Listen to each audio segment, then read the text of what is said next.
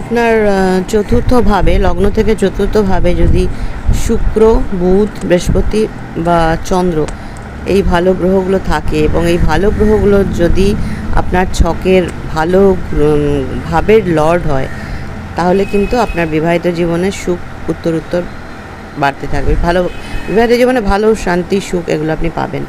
কিন্তু এগুলো যদি দেখা যায় যে লগ্ন থেকে ষষ্ঠ ঘরের লর্ড বা অষ্টম ঘরের লর্ড বা দ্বাদশ ঘরের লর্ড, অর্থাৎ মানে খারাপ ঘর, যেগুলোকে আমরা 6, 8, 12 ঘরকে আমরা বলি, ওটাকে কী বলে, ডাস্টবিন হাউস বলি আমরা।